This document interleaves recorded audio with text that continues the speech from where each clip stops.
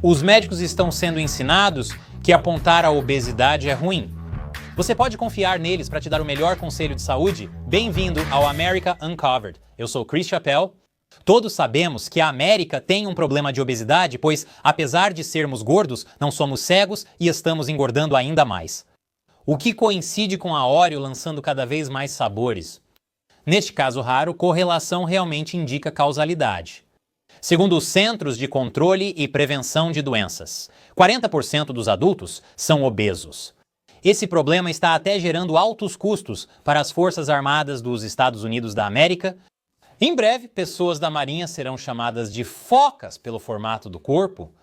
Isso também impactou o vice-presidente J.D. Vance. Se não me engano, o secretário de Saúde dos Estados Unidos da América, Robert Francis Kennedy Jr., e seu subsecretário. Os músculos abdominais dele devem estar enlouquecendo com isso.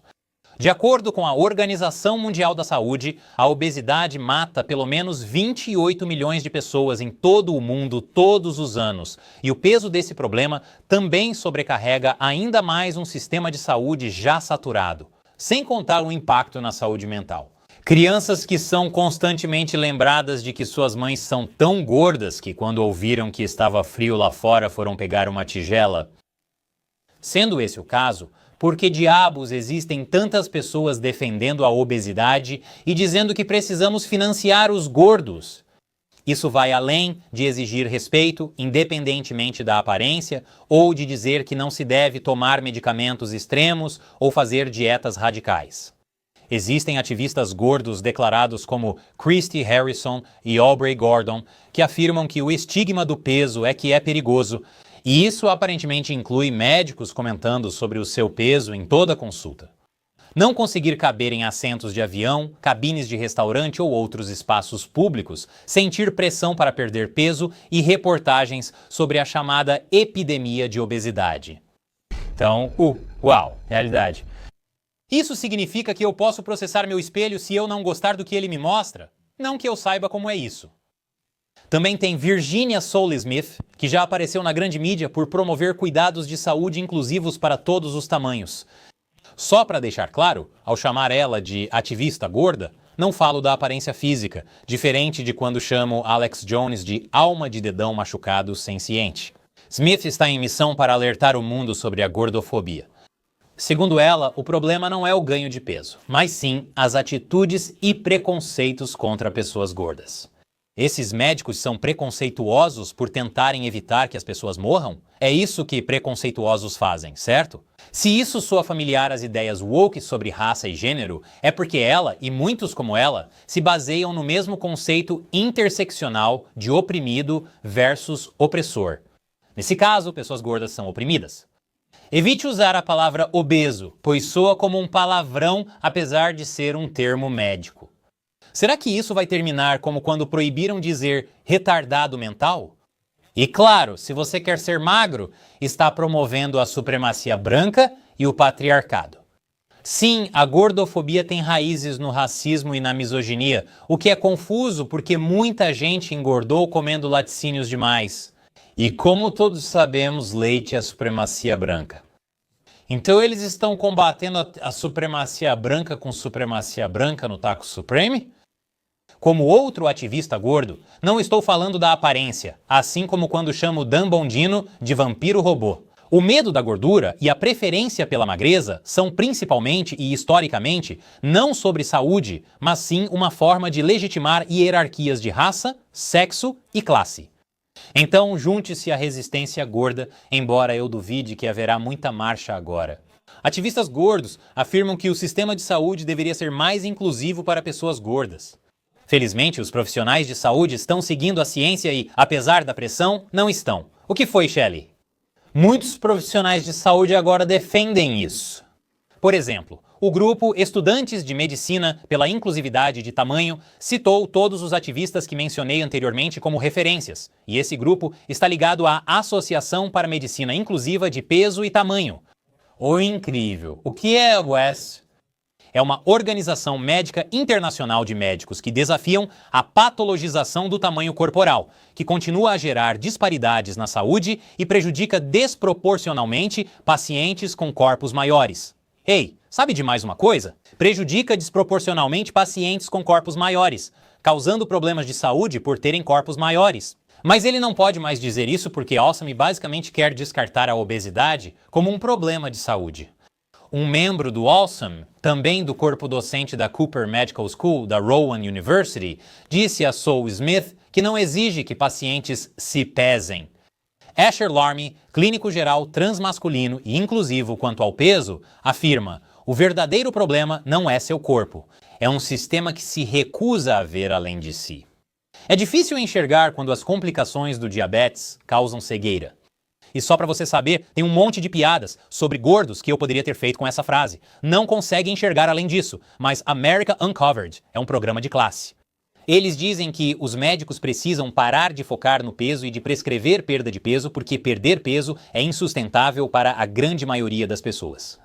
Não há provas de benefícios de saúde a longo prazo e tentar perder peso causa danos físicos e psicológicos importantes. É porque, como todo mundo sabe, qualquer coisa que valha a pena fazer deveria ser extremamente fácil. E se não for, então o problema é você, não eu. Esses especialistas médicos estão dizendo que não podemos permitir que narrativas centradas no peso ditem como as pessoas lidam com sua saúde. Deixando claro, o peso não é o único parâmetro da saúde, mas é um deles. Isso seria como pedir para o seu mecânico verificar os freios e ele dizer, só porque o seu carro não para, você automaticamente acha que são os freios. Você é supremacista branco? Porque é um erro assumir que peso corporal mais alto significa má saúde, ou que a perda de peso a longo prazo é amplamente alcançável. Devemos rejeitar a idealização ou patologização de pesos específicos porque podemos melhorar a saúde sem perda de peso. Na verdade, há evidências de que estar acima do peso pode até ser benéfico para você. Isso resolve a questão. Chris Christie está no auge da forma física, só mais um motivo para amá-lo, e o fato de haver mais dele para amar. Vamos excluir o peso dos objetivos e da linguagem das políticas, além de remover termos como sobrepeso, obesidade, peso saudável e baixo peso. Porque o índice de massa corporal é uma construção de homens brancos da Europa Ocidental, isso é supremacia do peso. Se você precisar usar termos como corpo maior ou linguagem que coloca a pessoa em primeiro lugar, como pessoa com obesidade ou pessoas com obesidade mórbida, basicamente minimiza qualquer consequência negativa que vem com a obesidade, que, lembre-se, mata milhões de pessoas todos os anos. Morte por chocolate não é só uma sobremesa, é um resultado de autópsia. Esse tipo de narrativa tem sido promovido em faculdades de medicina, principalmente nas que adotam diversidade, equidade e inclusão, segundo o relatório da Speech. Primeiro, sob uma estrutura de justiça social, os estudantes são treinados para abordar a obesidade por meio de diretrizes de sensibilidade que negam a ligação entre peso e saúde. Os médicos são pressionados a priorizar a validação das experiências dos pacientes obesos em vez de abordar as preocupações de saúde subjacentes. É como ver uma criança correndo com uma tesoura em um rink de hóquei e dizer: siga sua verdade, campeão! Os estudantes da Universidade da Califórnia, em Los Angeles, no curso de Racismo Estrutural e Equidade em Saúde, foram obrigados a ler textos da libertadora gorda Marquisa Le Mercedes, uma ativista gorda que vê termos como obesidade como ferramentas de violência contra corpos gordos. Paus e pedras não quebram os ossos deles porque tem muita gordura protegendo-os. Mas destacar isso é o verdadeiro ataque. Mercedes também diz que perder peso é um esforço inútil e sem esperança. Eles crescem com o lado direito da televisão quebrado e só viam as fotos de antes.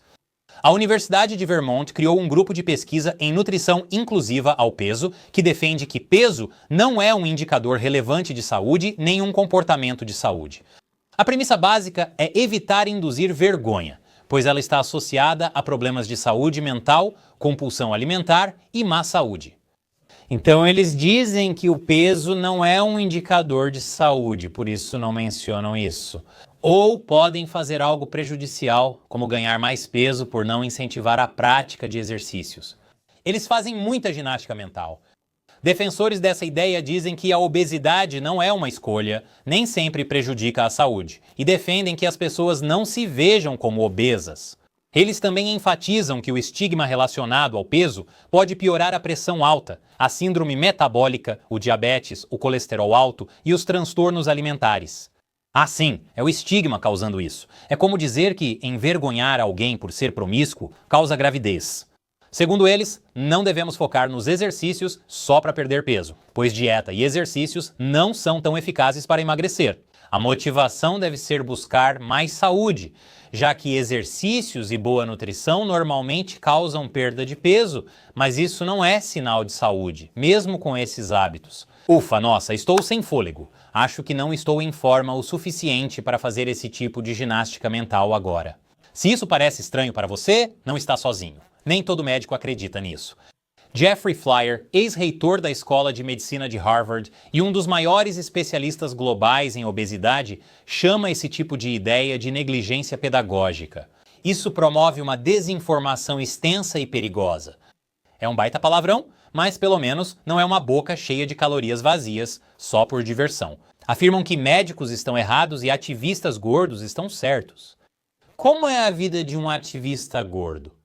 Bem, Sol Smith disse que precisou deixar de se exercitar por alguns anos para não fazer isso de forma compulsiva. Ela também deixa seus filhos comerem de tudo na casa de Sol Smith. Não há alimentos bons, ruins, saudáveis ou não saudáveis. Donuts e couve têm o mesmo valor moral e ninguém controla o tamanho das porções. A única coisa fina naquela casa é a linha entre ser um pai divertido e ser um negligente. Outros ativistas gordos concordam, dizendo que classificar alimentos como saudáveis ou não ignora nuances importantes. Que nuances? Skittles deveriam ser fruta?